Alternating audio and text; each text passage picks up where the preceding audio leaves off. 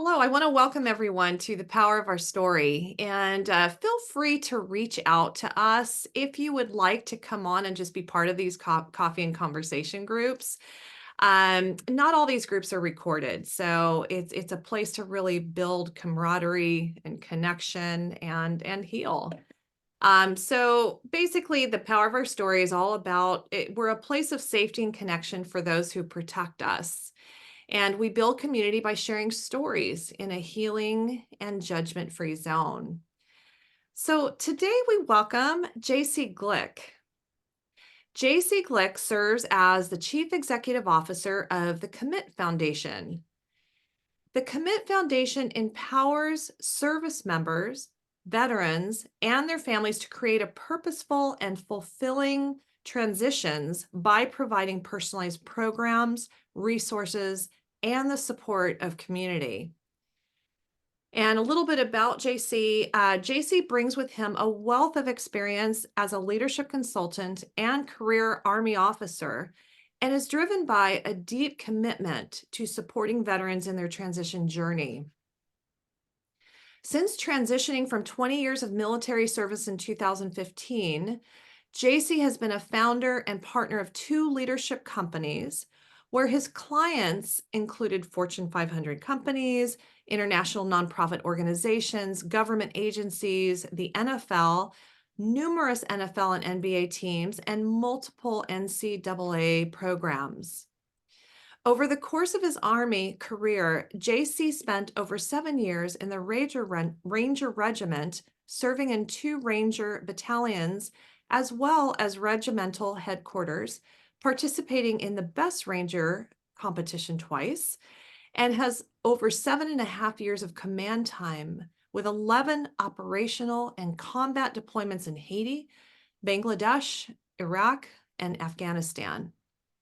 JC is the author of 2 books, including A Light in the Darkness, Leadership Development for the Unknown. In 2017, he was selected as a TEDx speaker and delivered Rethinking Leadership at TEDX Hammond. JC is also an adjunct professor at St. John's University in Queens, New York. He holds a degree in political science from the University of Rhode Island and is a Liberty Fellow, part of the Aspen Institute. And JC, I just want to welcome you today. Daily, I think people like you should be leading in every way. And it's such an honor to have you on today. And I'm excited to hear just about your life and about what led you to the Commit Foundation and hear more about that. So welcome. Well, thank you. Thank you. It's really an honor to be here, and I'll I'm anxious to hear what people are interested in. If I can answer any questions, I'll try to give a little background or a little color to that wonderful bio. So yeah, what I'll focus on is really kind of my adult life. I was very, very fortunate to serve. And I was very fortunate to serve in the units that I got to serve in, and with the leaders that I got to serve with. In fact, I was talking about it just the other day that, in a 20-year career, I only worked for one leader that I thought was bad. And I don't know that he was bad. We just didn't get along. No, yeah, he was bad. Everybody else was great. Everybody else I worked with, absolutely amazing. And I love that I still have conversations with them today.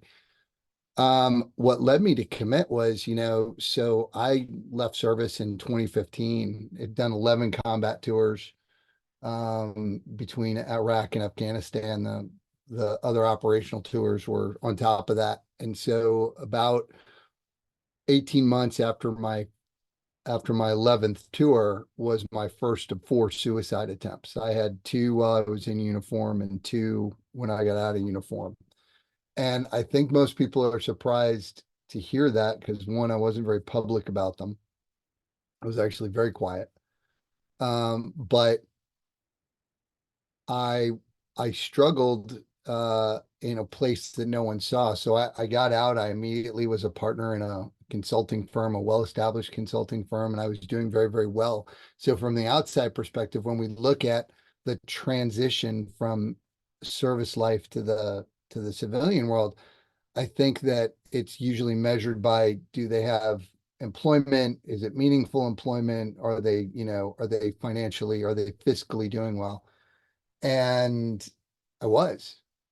What I was struggling with was a loss of identity. I had been, in special operations for most of my career between the Ranger Regiment and the Asymmetric Warfare Group. I had been in and around special operations my whole time. I didn't know who I was.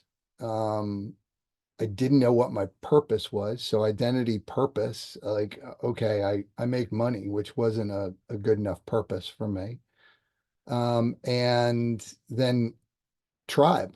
And while I was with very good people in my entire transition, they weren't necessarily my people that could understand kind of where I had been.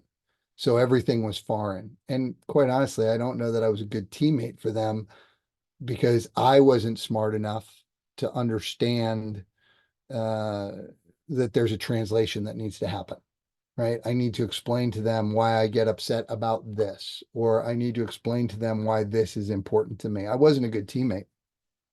Um, so that experience, and I'll be honest with you, it probably took me 5 years to figure out what I didn't know.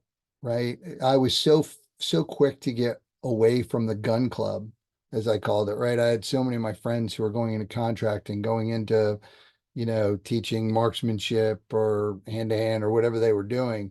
And I wanted to be as far away from that as possible. I thought I needed to prove myself in a different world.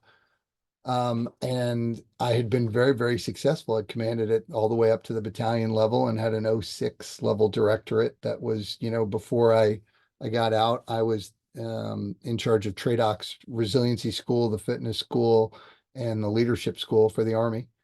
And and and so you go from this thing or this person to, okay, now who am I? What do I do? How do I identify myself?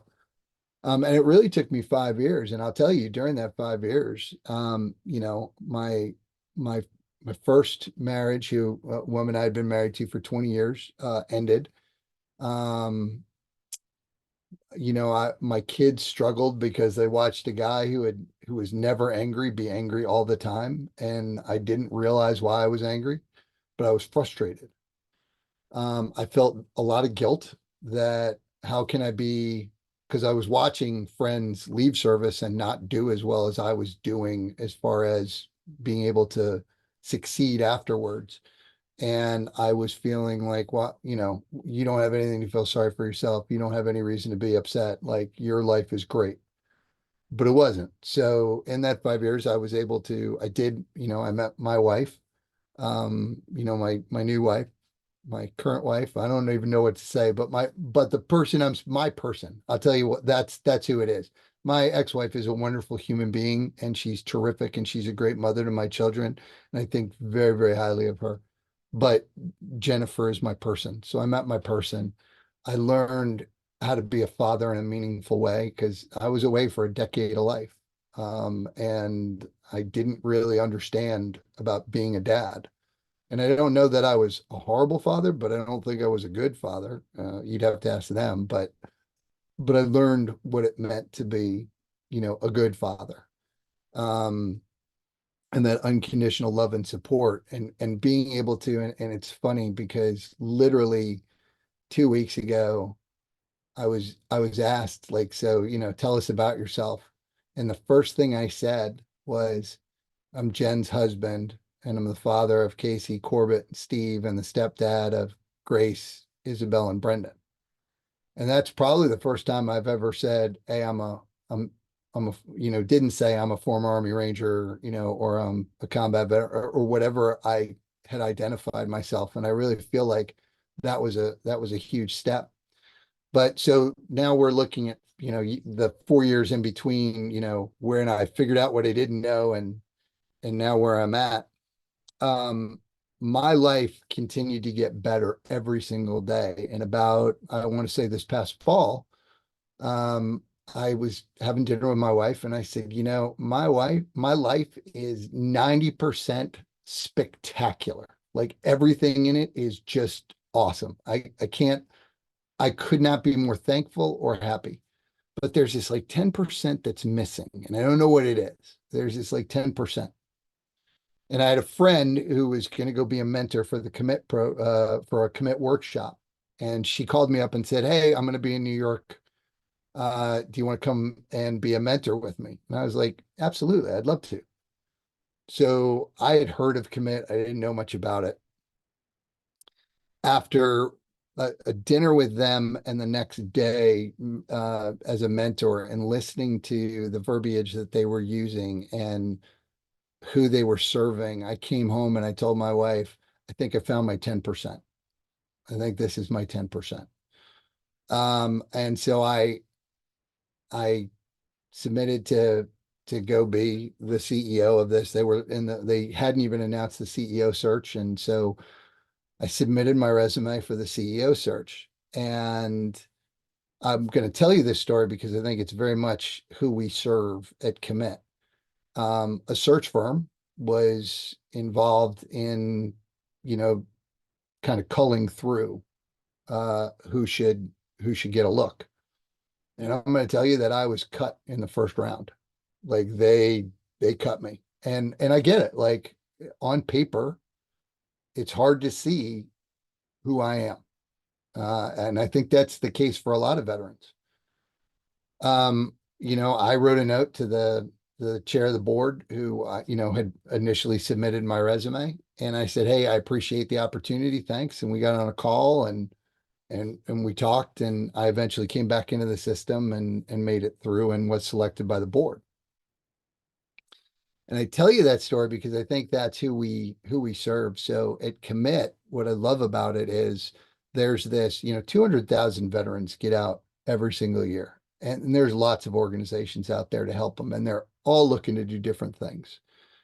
But in the Commit world, we have kind of these two groups of people. We have like these proven performers, folks that have reached kind of success in an organization, whether that's in the soft community or aviation or ground forces or whatever they were, but they were absolutely proven performers. But then we've got these other folks that have hungry potential, right? So maybe they weren't able to because they did one, two, or one enlistment or two enlistments, and they never really got those opportunities. But the thing that's clear about both of them is they want to have impact after service, after that pivot, right? And that excites me because both of those groups they struggle to find what's next, right? Because they have this strong desire for impact beyond the uniform.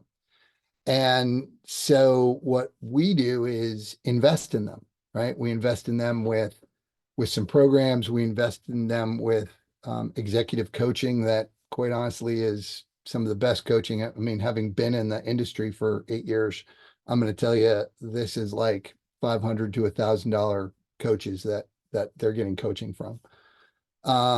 We have workshops.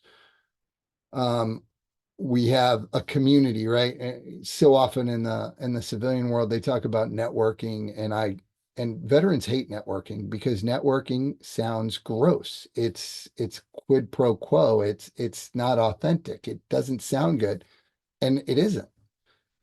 And they all say that I'm not good at networking. No, but you're great at building relationships. So we build a community and build relationships within that community so that we can connect people with kind of seeing where they want to go. And when I think of commit, I think of really, a couple of things, right? The SAS motto of who dares wins, right? We want you to be audacious in your pivot, right? Don't settle.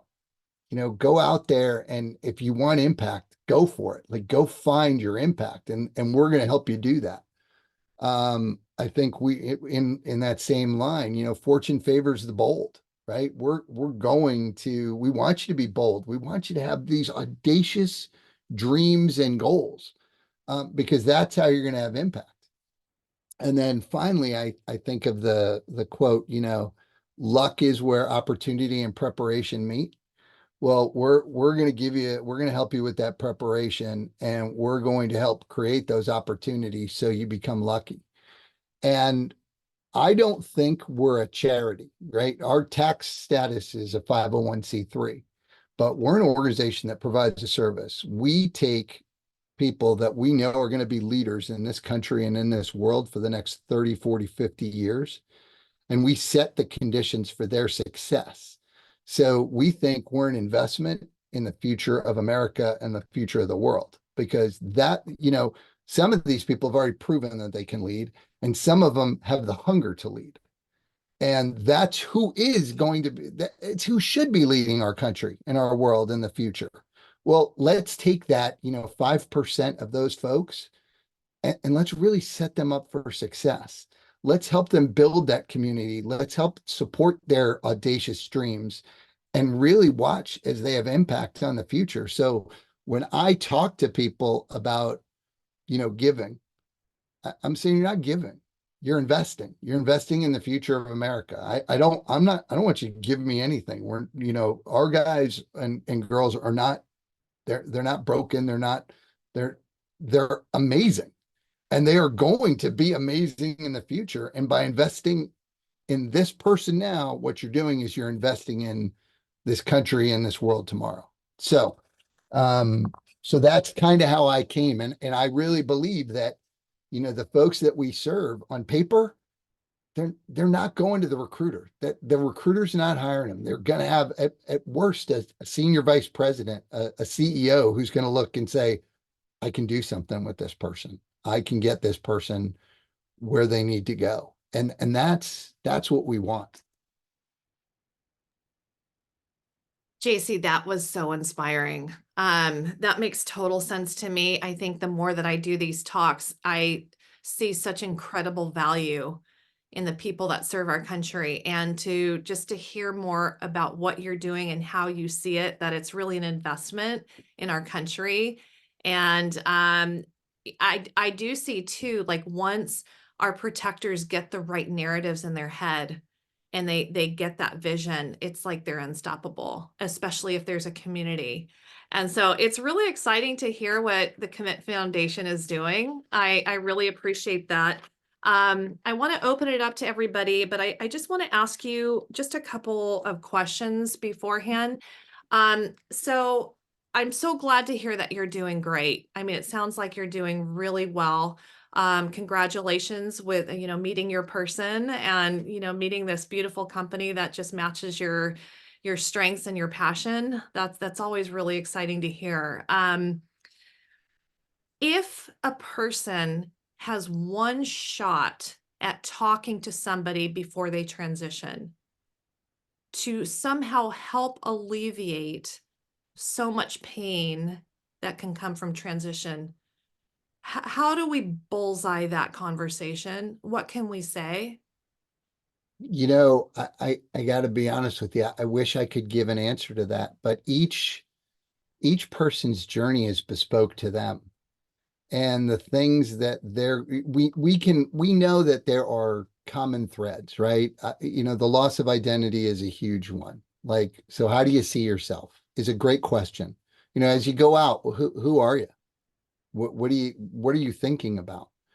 How are you aligning, this idea of tribe? How are you aligning your values with the outside of service world? Because it's difficult. I talked to somebody the other day who'd been in the program, and she said to me, there's some things that are true and not bad, but still can be difficult. And one of them is a lot of programs worry about getting you out, but there are really very few programs that worry about where you're going.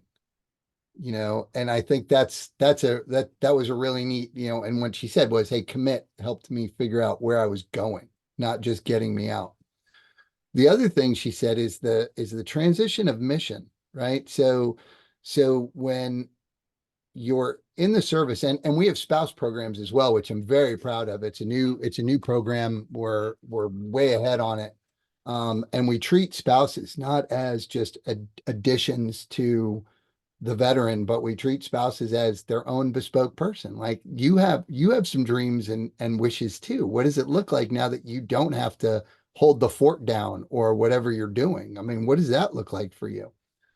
And I think that when we look at creating this community, we want people to think about, okay, what are the values that you're going into? Because that change of mission from I'm doing something for the greater good, for something that's bigger than me, to my mission is many times, and there's nothing wrong with this, profit. That's a very big mindset shift that folks have a hard time with.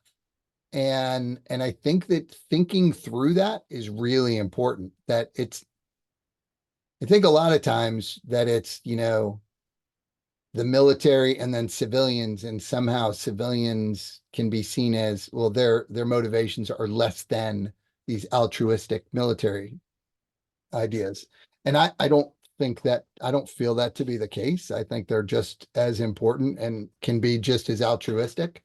And I'm not sure how altruistic my desire was. I mean, I would love to say that I was doing everything I was doing for, the country and mom and apple pie, but the truth is I did it because I loved it. I loved who I was doing it with, and I was good at it, right? And so why wouldn't I do it?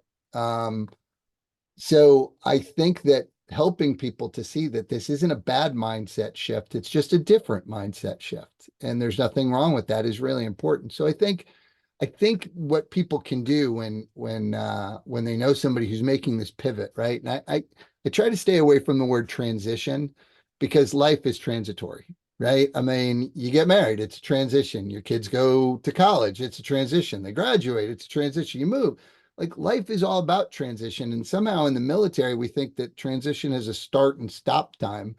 And it doesn't. Like it goes on. Here I am 8 years into transition, and I'm still, on pivots and figuring out like, oh, I like this, I like that. So Mm. I think that, the one thing you can do to now, the verbose answer to your very simple question is to really just ask some questions about identity. How do you see yourself? Right? Your values. Hey, what's important to you? What do you want to take from the military and try to find and try to replicate? How do you think you're going to do that?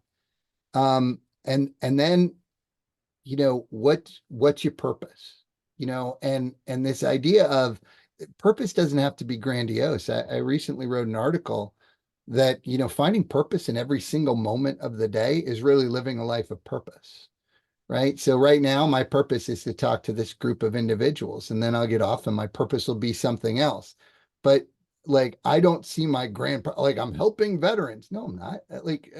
There's times when I help people, and that's my purpose in the moment. I don't have a grand purpose.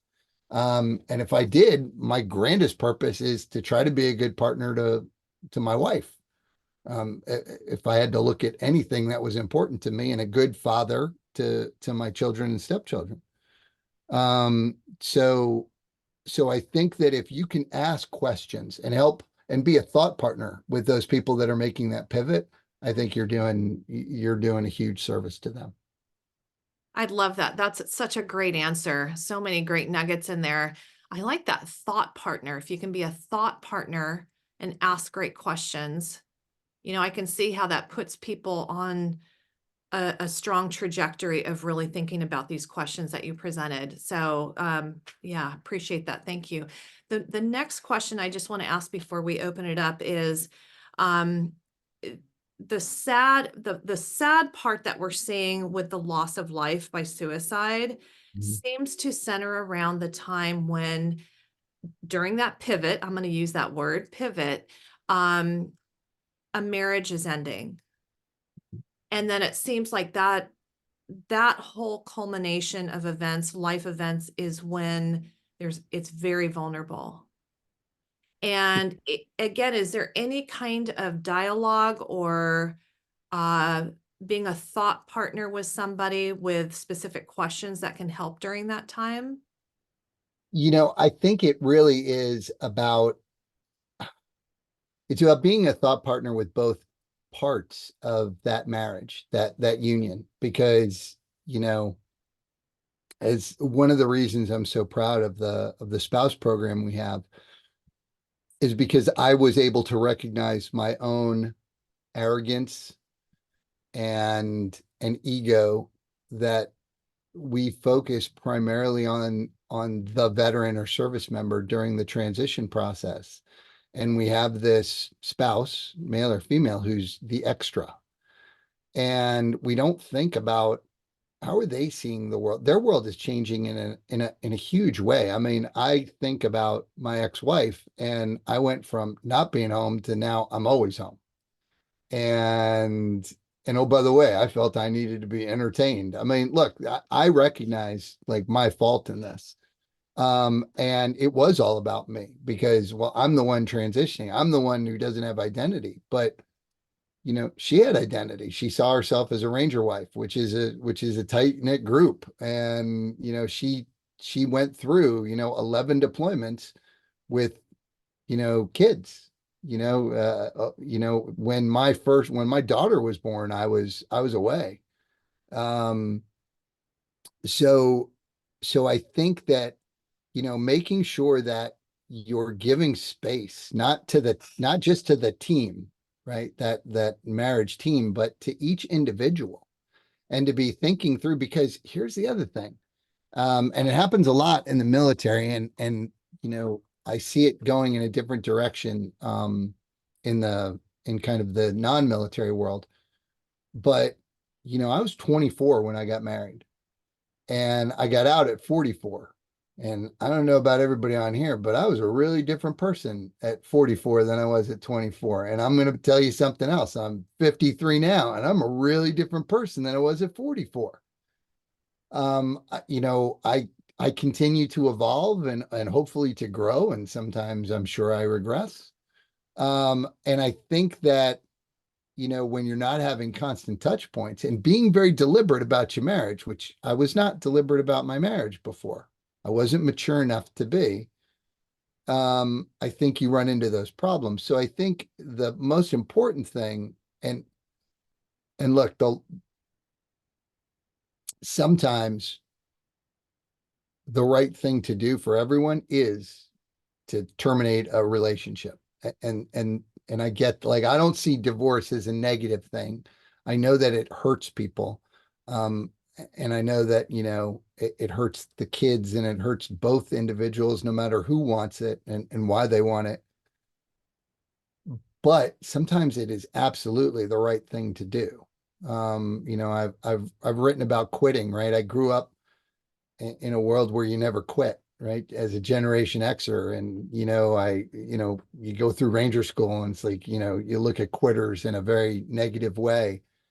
And I had a situation, with my college age son, who was playing Division I sports, at a very high level.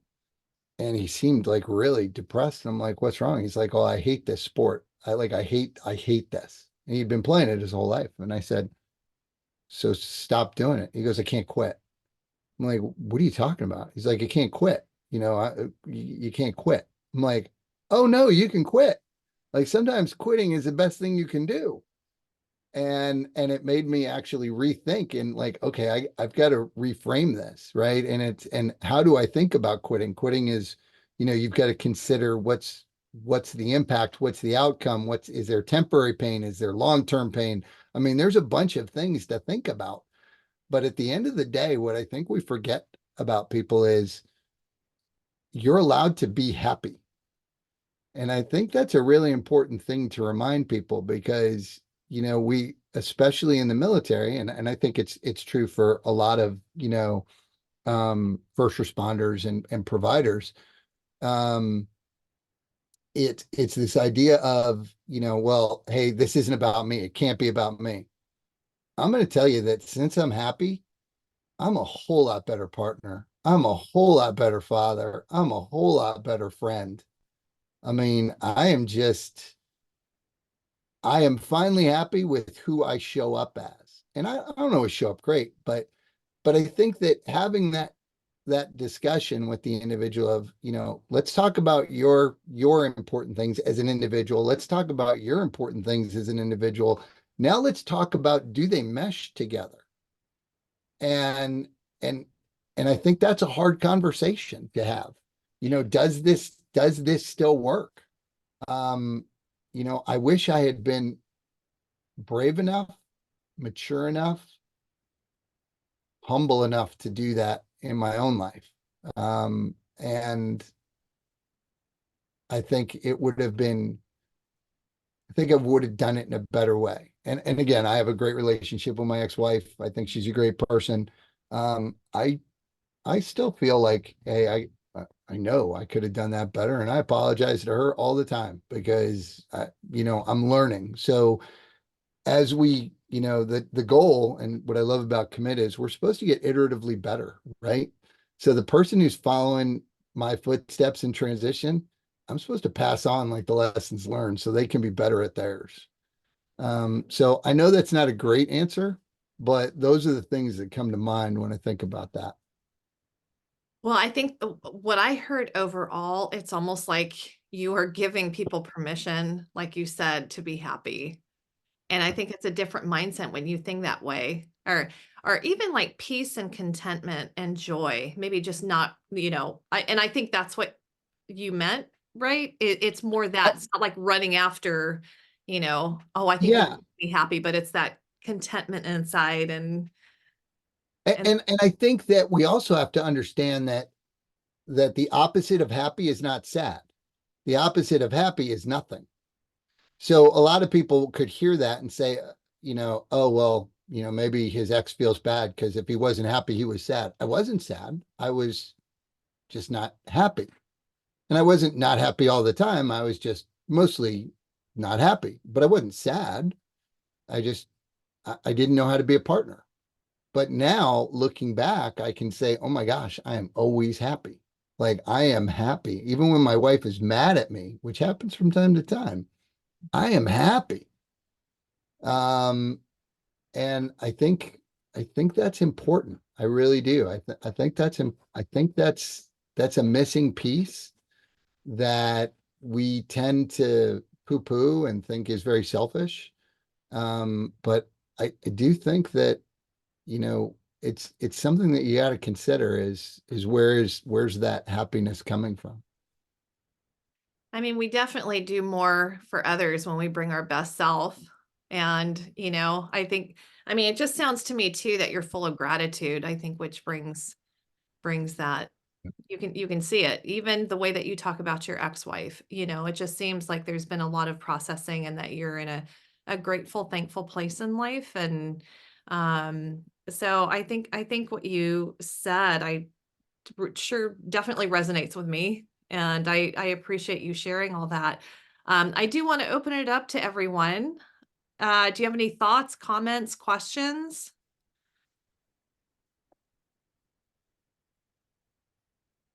Scott. Hey, thanks, Sarah. Hey, JC, this is a tremendous talk here.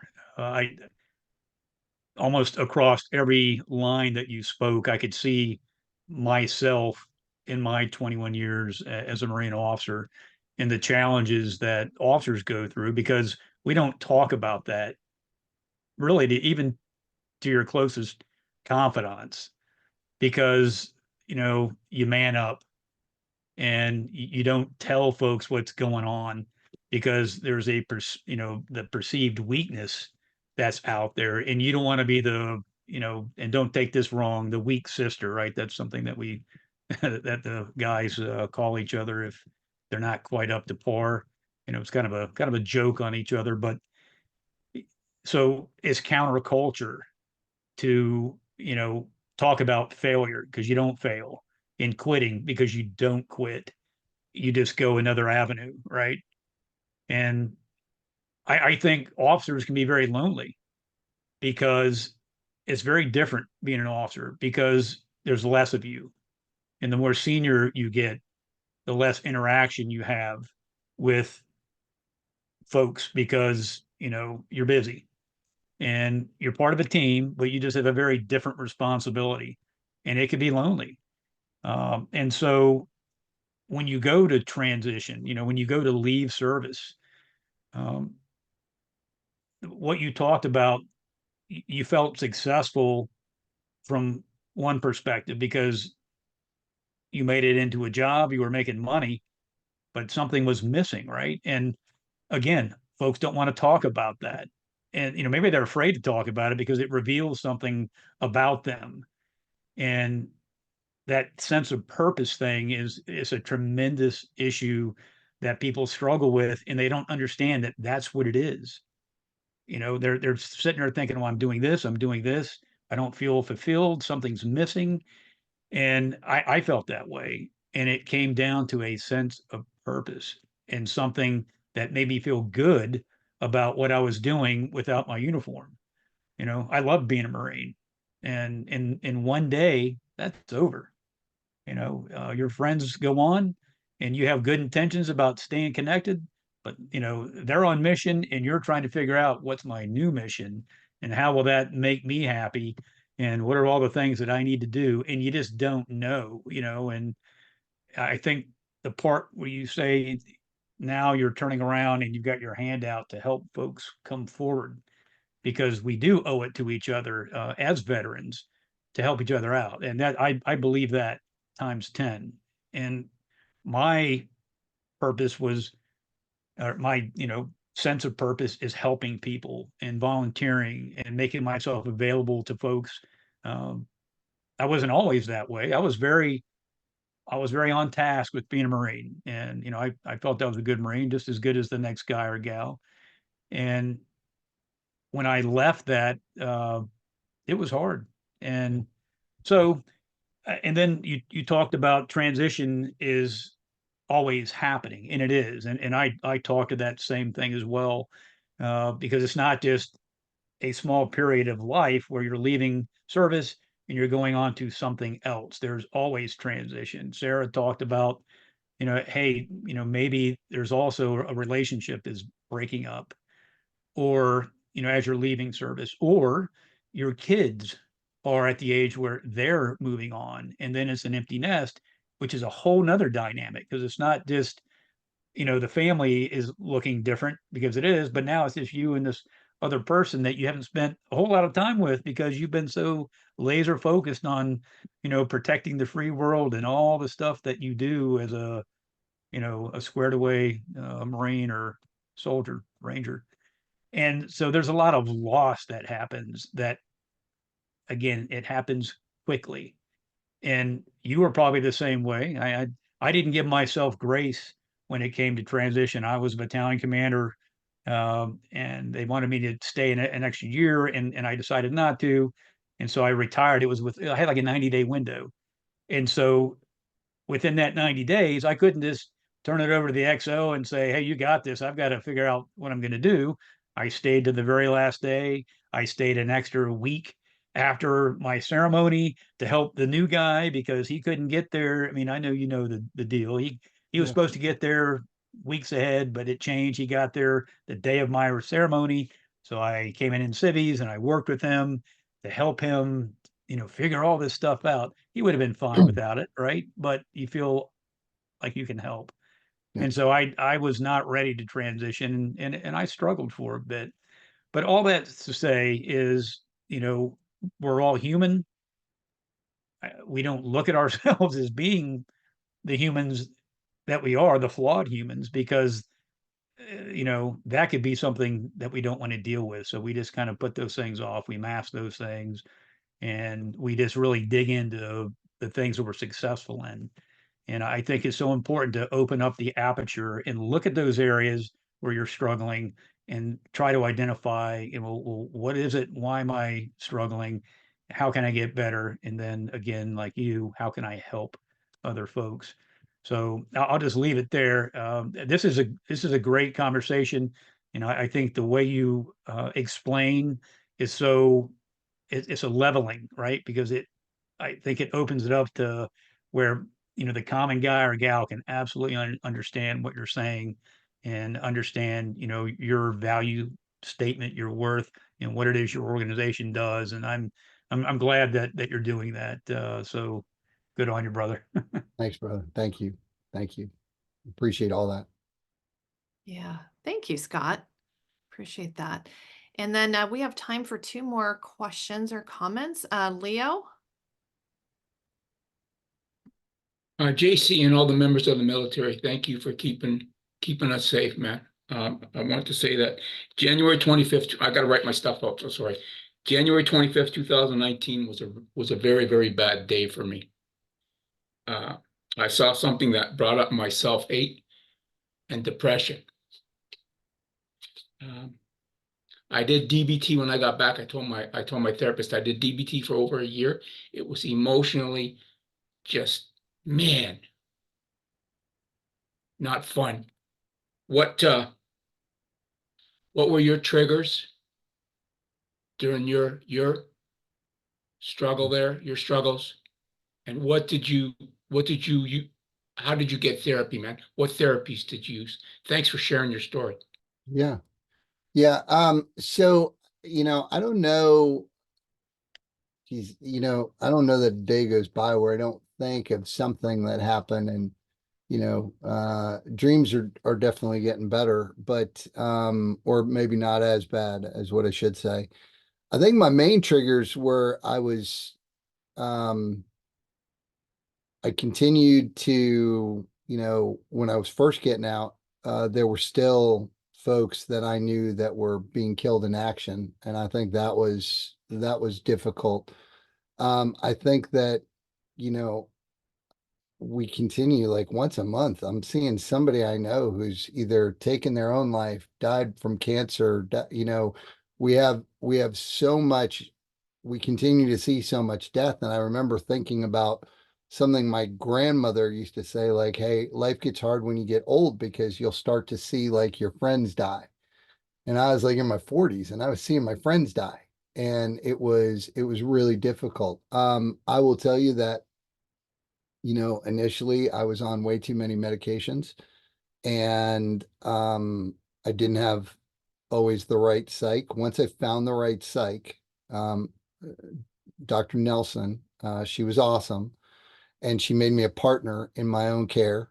And she started to understand how I process, which is I want to know what's wrong. I want to understand. So she gave me books on the brain, and she made the struggles that I was having not some ominous, dark unknown. It became a physiological injury, which is what it is, as opposed to a psychological injury. Psychological injuries, it's like this amorphous thing, like, how do I get through this, as opposed to understanding the physiological things that are happening to your brain chemistry. And so she allowed me to look at that, which then allowed me to look at the right medications. And, I went from being on about 24 different meds. I had been on everything, and like some of them were so bad that I was numb, and some of them, I could tell you stories about, some side effects that they had. But I finally, once I understood what was wrong, I started doing research, and I said, hey, I'd like to find this. And of course, well, the DoD doesn't have that, but we have this, which is the same thing. And, I went from a whole bunch of stuff to, I'm going to take Cymbalta, 60 milligrams of Cymbalta every single day for the rest of my life. And you know what? It's a very low dose. I think I have a whole bunch of friends who have never served in the military who are on a lot stronger stuff and work like harder stuff than that. And I see it as it's like supplement, right? I take creatine, after I work out. This is a supplement that my brain needs to have certain connections. Nelson also, I had a service dog for a number of years. He's retired and lazy as heck right now. Which was a huge, I credit, really two things, to my success, which is my wife, Jen, and my service dog, Lightus. She got me surfing. which, I still am horrible at, which is why I never equate experience and talent. Um, so I've been trying it for a long time and still not very good. Um, and just understanding like what was missing and being able to fill those things in and knowing, look, I work out, all the time. I eat right. And what I need to do is make sure that I'm keeping my mind as clean as my body. And so, I talk to somebody and I make sure that I'm doing things that are smart. And there are many times when my wife will be like, you know what? Let's not watch this movie now. And maybe we won't watch it at all, or maybe we'll watch it another time, but she'll see that I'm thinking of something else and we move on. And it's also, having a good, partner who is telling me. So again, I think we have to look at this, as everyone's an individual. And the problem with the mental health space, not in the problem, but something that the mental health space does, an inconsistency or incongruency with the injury, is they want to box you, right? So for a long time I was boxed. Oh, you have survivor's guilt. I don't have survivor's guilt. You have a God complex. No, I don't have a God complex. Well, this is narcissism. Well, no, that's not what it is. They wanted it because it's easier to treat if it's in a box, if it's easy to explain. But I was worried about something completely different. I was worried that I was so good and liked what I did so much that I would turn into this thing on the outside. And I didn't know that was normal. I didn't know it was normal to worry about that. And I'm a guy who will never say PTSD. I will say PTS because I don't think it's a disorder. I think post-traumatic stress happens when you experience trauma, whether that's MST or combat, or there's so many kinds of trauma. And it's the absolutely natural way your brain responds to that trauma. And why we call it a disorder is it's 100% normal. Like, of course, it's almost saying like when you hyperextend your knee, that's a disorder. No, you injured yourself. That's what happens when you hyperextend your knee. So I think it's really, it's it. We aren't a label. And I think that's really important. So the methodologies and the treatments, the therapies, the things that you need, again, as bespoke as each person who's experiencing it. Thank you for that. That was a lot of good information too. And then Catherine. Thank you so much. This was incredible. I want to first say I'm a civilian and, I've spent almost 30 years of my life working towards one goal, which was my career in the fashion industry. And I'm in the process of transitioning out of that. And it has been way more difficult than I could have ever imagined. So I can't even begin to fathom something like military or first responder and transitioning out of that career. That said, something that I talk about a lot at the events that I host and with the people that I talk to is the identity element, which you touched on earlier. And I'm just wondering if you could give a little bit of information, like how do you, whether you're talking to a newbie early 20s guy or gal versus someone who's, 45 and trying to figure out what their identity is, how do you kind of walk them through that process? Because, law enforcement, you're starting at 21 years old. You can't even begin to understand, like, I'm going to need an identity. I don't have an identity. Like, how do you kind of get that through to them and get them to understand? That's a great question. I want to start and thank you for it because it's an interesting question, but I want to, if it's okay with you, Catherine, I want to give you some unsolicited advice. And there's nothing worse than unsolicited advice. Okay. It's the worst. No, so take it for what it's worth. What you're going through is just as real as any first responder or military person, right? If you were afraid of spiders and I was afraid of snakes and you told me that, I wouldn't say afraid of spiders is if you're afraid of snakes, that's something. It's nothing compared to what you're afraid of.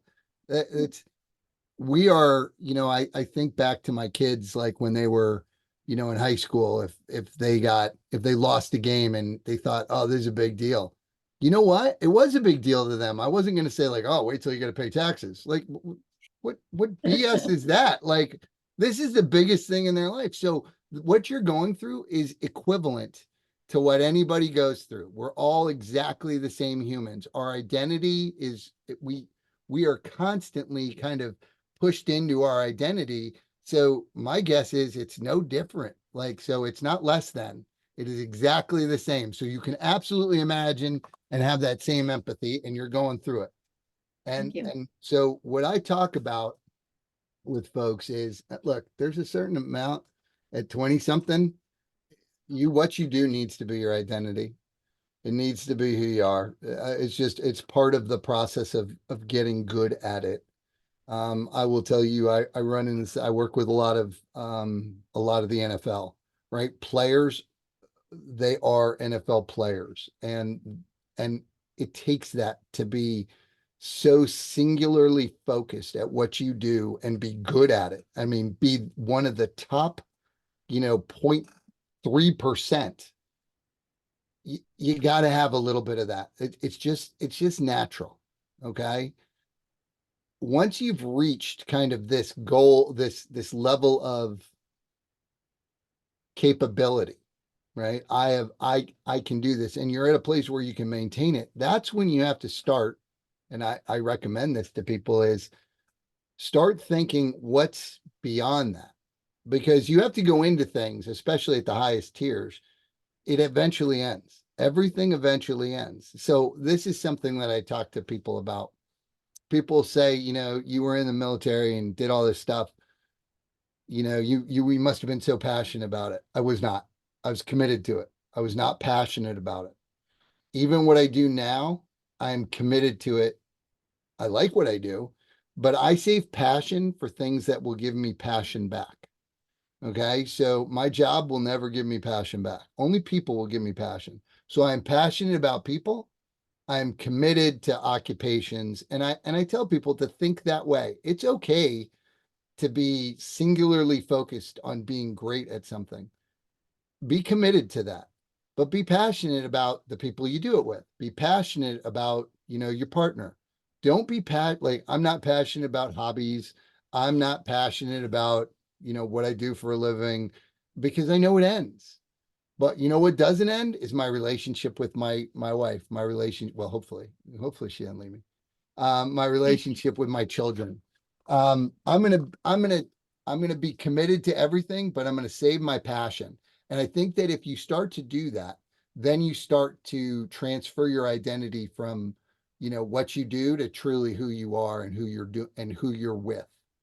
And that's who you really are. And you're that person even when you don't identify that way, but you just got to be reminded. Like, my guess is you're a whole bunch of things other than a fashion person. You're a daughter, you're a friend. Maybe you're a romantic relationship with somebody, like, maybe you write, you're a whole bunch of things, and write down what are those things. And then figure out, like, okay, what ends?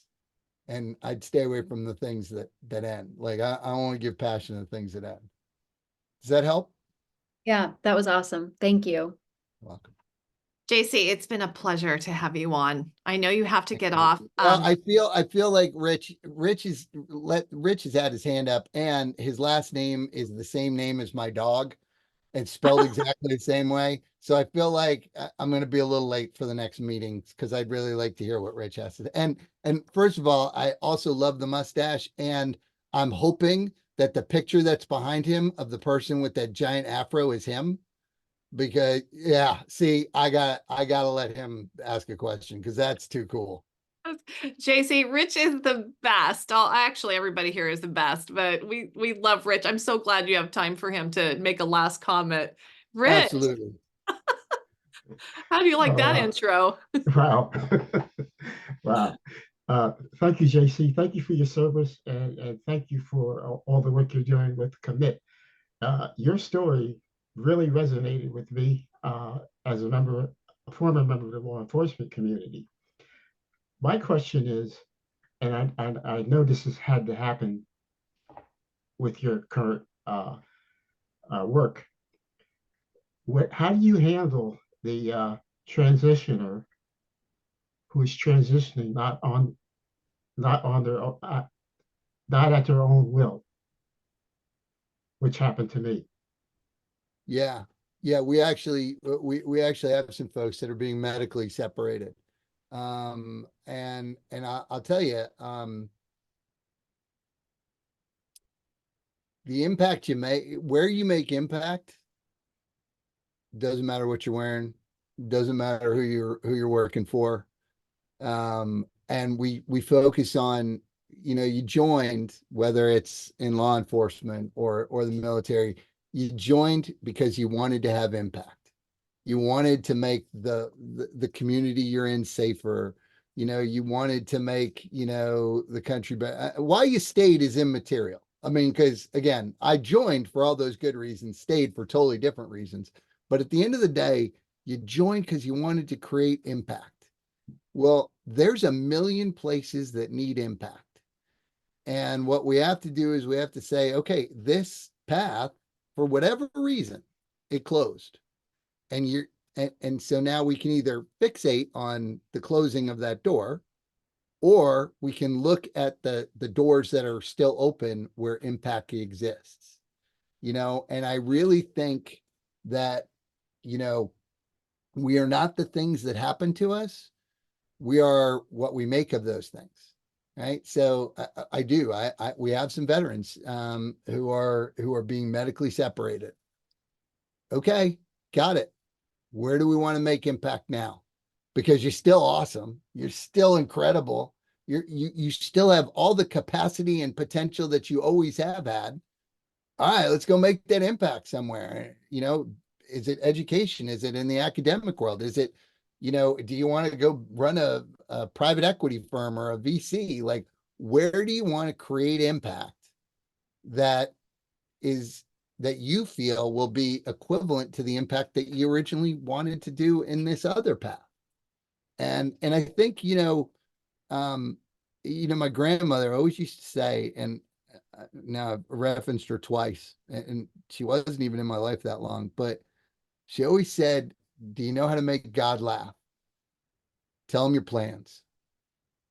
And I stick with that, right? I really love that, because we have all these plans for what life is going to do and what we're going to do in life. And then something happens. And sometimes it's wonderful and sometimes it's horrible. But both of them can lead to amazing things. And I think that's, that hope, right? I talk a lot about hope, and I know that's not what anybody thinks a military guy or an Army Ranger talks about, but I think it's an essential aspect of being human. Is you show me the crustiest, orneriest, most rough person, and I guarantee you that they have hope about something. They hope something, right? Whether it's they hope the kid doesn't cross their lawn, or they hope whatever that hope is, they have hope. And I think that it's reminding people that hope exists. And when we look at the great inspirational leaders of our time, of the world, right? Whether it's Gandhi or Martin Luther King or John F. Kennedy, right?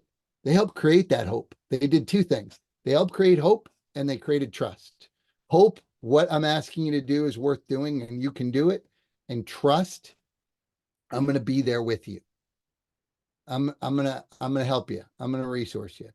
With hope and trust, I think you can do anything. So when we come to those individuals who feel like they've been forced, and man, it's a whole nother hour I could talk about what we actually control. I think we control absolutely nothing, right? We can eventually grab onto control of about three things. And that's, eventually we can control our attitude after an initial reaction. We can control our perceived preparation, but we never know if we prepared enough until after an event is over. And we can control our perceived effort. But again, I always got more left in the tank. So I believe that I I don't try to control a thing, because everything doesn't mean I don't plan, but life is life is not in my control, and that's very freeing. But I think that when I try to tell people, look, let's not worry about controlling our life. Let's look at hope and trust. Where are we going to make that impact? Where are you going to make that impact? I'm going to be there with you to help you do that. I mean, that's what commit does, right? It helps you find that place, and we're going to be there. And what I love about commit, and this is the last thing I'll say, and hopefully I answered your question, because I would kill for my mustache to look like that. I will tell you that commit is not a go through the program and be done. Commit is a lifetime. We're there for the long haul, because my focus is not just the veteran and the spouse. My focus is this country. And I know that when we take people and we help them find their purpose, whether that's in the first pivot or the 10th pivot, we're making this country amazing and a leader of the free world. And we're making the world better, because they have impact well beyond just the borders of our nation. So I am so happy to be part, and a small part of this team that gets to help this this country and this world be better. That's beautiful. I mean, so rich. Everything Wow, about wow. what you've shared, there's so many nuggets. Yeah. How do people who want to be part of the Commit Foundation, how does that work? How do they? So the website, commitfoundation.org is, and there's an apply button, and they can come in, but if there's a give button. But here's the deal. Everybody on this call, and you're free to put it in, put it out when you share this episode, jc.glick@commitfoundation.org. Email me, tell me how you'd like to help. Tell me how you'd like to be part of the community. I already promise you that Scott's getting an email here shortly, because I get people are always interested in renewable energy. And I don't understand internal organization. I mean, we have about 5,000 veterans and spouses that we've served since our inception. We serve about 1,000 this year. We're on track to serve about 1,500 a year. I'm trying to 10x that number. I am trying to get people to invest in commit for whatever they can, so that we can invest in the future of the country, and that's our ROI. And and those people who invest, we're going to make sure that we keep them informed of, here's where our people are, here's what they're doing, and here's what's making, here's the impact they're having after they've had whether it's a lifetime of service or an enlistment of service. International. Well, officially, no. However, that we're looking at how we expand it, and we may or may not have had some, folks from Canada that we've been, we may or may not have had some folks from Canada who we have supported in their pivot, and continue to support, because they served with U.S. forces, especially in Iraq. And so, I don't like saying no. And one of the things that we'll look at in the future is, how can we continue to serve? How can we continue to make a greater impact? So, the truth is, I've been in the job like 34 days. So, give me another 34, and maybe we'll be absolutely able to be an international. But we have helped some Canadian folks. Well, you guys always work very quickly. So yeah, 34 more days. Oh, this has been such a pleasure, JC, to have you on. As you can see, it's meant a lot to us to hear what you have to say. I wish you the very best with the Commit Foundation. I'm honored to be able to push your voice out and the organization out, because it's clearly has an amazing mission. So thank you so much for being with us. Thank you. Thank you all very much for Thank you, JC.